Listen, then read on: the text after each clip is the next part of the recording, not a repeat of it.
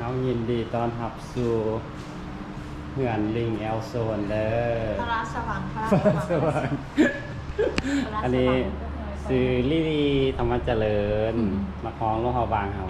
นี่คือทายาทของเพิ่นน้องซื้อยังซื้อยังกำลังอมโทษทีลีลาอันนี้คือครอบครัวของเพิ่นนะร้านนี้เด้เพื่อนซีไปใส่ต้องไปด้วยกันสิตุยเด้อสดเด้อจะสดเด้อเย่พามข้างจะคล้องเพื่อนคนหน้าหักซื้อยังก่อนสิซื้อมาลัยทองซื้อมาลัยทองเวลาจะเว้าอยู่กองก็คือเว้าหน้าแท้แต่ว่าเพิ่นเวลาเพิ่นเว้าอยู่อันกับพวกเพิ่นนั่นน่ะแห่งหน้าหักกว่านี้ได้อายก็หูและก็เห็นกับต้องตาเมื่อให้น้องเลยครับยังจะมือกันมาเป็นภาพที่ว่าตาเลยก็ยกไปพารณาเรื่องราวที่เห็นเมื่อไอ้มาที่ลั่นความมันก็มีน้อยก็ได้แต่แอบหักแอบเบิ่งแอบมองแอบจ้องแต่เจ้าแต่เพียงผู้เดียวเพราะอายเป็นลูกเดียวจริงมีแต่ใจเดียวเพื่อจะหักกับเจ้าน้องมีคนทักแล้วว่าอย่ามาสนใจน้องมีคนไม่แล้วว่าอย่ามากวนใจให้วันไว้ไอ้ก็หูอยู่แล้วน้องมีเพียงใจเดียวไอ้ก็เห็นอยู่แล้วน้องมีแต่เขาคนเดียวก็มีทางจะเปลี่ยนไปหักใครฟันไอ้ใดจะฟันมันจะเป็นทศกัณฐ์จะได้รับอนวนน้องนางซีดามาไว้เมืองโลกาที่มาเป็นมเหสีเป็นใจคำนี้ความมันก็สลายโอ้ใจจะไปจะตายบ่หักนางคนที่ยาผู้สร้างให้เอานั้นต้องคู่กันถ้าจะเป็นไปได้แล้วน้ำใจหักแต่น้องคนเดียวจะบ่คิดคนเกี่ยวเลี้ยวห้ายิ่งอื่น100 ปีพันปีหมื่นปีจะอยู่ตรงนี้เป็นตำนานว่าโอ้ว่าโอ้ที่นั่งรอเธออยู่ตรงนี้นานแสนนาน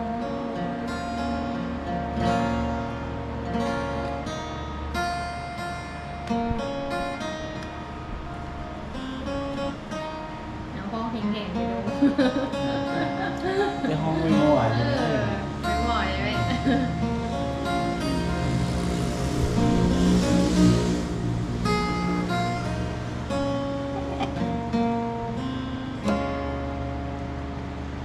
ถามมาละก็เดี๋ยวที่ห้องต่อ พอแล้วไม่ไหวแล้ว ที่เหลือนั้นในตอนเราไปเล่นคอนเสิร์ตอยู่อ่ะไปเล่นคอนเสิร์ตหลังจากเขาแสดงคอนเสิร์ตแล้วแบบเขาขี่รถศิลปินออกมากำลังเขาถังใหญ่เลยคอยเบียดมาเราคนล่าเนาะแล้วมีคนมารับรถ ชื่อบอกให้จัง จืด แล้วมีผู้หญิงคนหนึ่งอุ้มเด็กน้อยขึ้นมา ชื่อเนาะเราให้ขึ้นมาเราพายกันนั่งอยู่ข้างล่างกันเหนื่อยเลยยื่นคอนเสิร์ตผู้สุดท้ายกูได้ซื้อลิงเอามานี่เผื่อมันเคลียร์ว่าเรามองอ่ะไม่ให้ซื้อลิงเอามานี่ตกใจเฮ้ยเห็นยังไงรู้เขาว่ามาลมเรื่องเก่าเมื่อปี 2007 ที่บริคำใสเกี่ยวกับน้องน้อยคนนี้แหละเพิ่นติดตามวงแอลโซนมาตั้งแต่อายุเพิ่น5 ปีแล้วก็ให้เอื้อยของเพิ่นอูมไปนั่งรอเบิ่งคอนเสิร์ตเพื่อจะเอามักเกียงและนำเป๊ปซี่มาให้สมาชิกวงแอลโซนแต่เพิ่นก็นั่งรอตั้งแต่ 7:30 น.จนฮอด 12:30 น.กลางคืนก็บ่ได้เข้าไปหาและหลังจากเล่นคอนเสิร์ตจบแล้วพวกเราก็ขี่รถออกมาแล้วเพิ่นก็ต้องได้แล่นไปลัดรถศิลปินอยู่ถนนใหญ่จริงมาลัดแล้วก็ข้อเอาน้ำเป๊ปซี่กับมะเกียงขึ้นมาให้แล้วเพิ่นบอกว่าถ้ามื้อนี้ร้านเช้าค่อยบ่ได้เอามะเกียงกับน้ำเป๊ปซี่มาให้ไอลิงรับรองมื้อนี้พวกค่อยบ่ได้นอนแน่นอนว่าฉันใดและเฮาก็ไป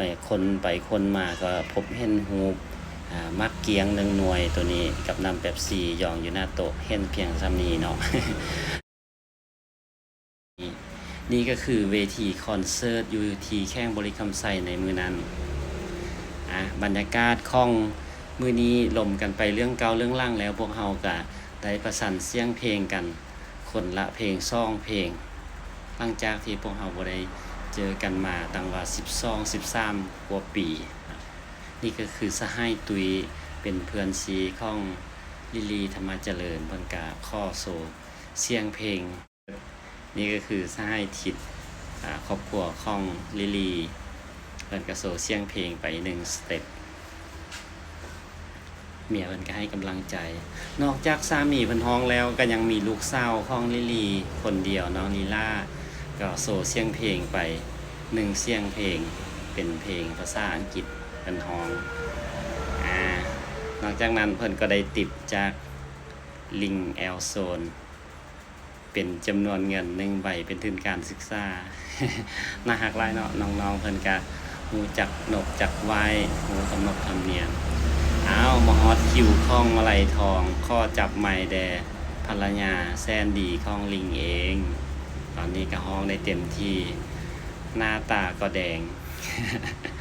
เอาเองก็ให้กำลังใจอยู่ข้างๆเอาเต็มที่เสียงเจิดให้มันเจิดไปตอนนี้ นี่ก็ดีใจเนาะที่ว่าลิลีธรรมเจริญเพิ่นผู้ที่ฮ้องเพลงแฟนเข้าเฮามักกับลิงแอลโซนหลายปีก่อนแล้วเนาะ2007ประมาณนี้ที่ว่าเพิ่นมายามเพิ่นเดินทางมาจากต่างประเทศบ่บอกซะประเทศได้ยักฮู้แล้วคอมเมนต์มาเอาเด้อ สำหรับคลิปนี้เนาะก็ดีใจที่ว่าลิลีมายามลิลีฝากบายบาย FC เลย บ๊ายบาย FC ตอนนี้บายบาย FC ตอนนี้ ขอบใจที่ติดตามให้ลิงเด้อฝากกดไลค์กดแชร์ให้ลิงแด้ โอเค เอาขอบใจ คันจะให้ลิลีมีผลงานก็คอมเมนต์มาเด้อคันถ้าบ่คอมเมนต์มาบ่มีเด้อเนาะ แม่มีแฮง บ่มีแฮงเข้าแหละโอเคสำหรับคลิปนี้บ๊ายบายไปกันเด้อเจอกันในคลิปหน้า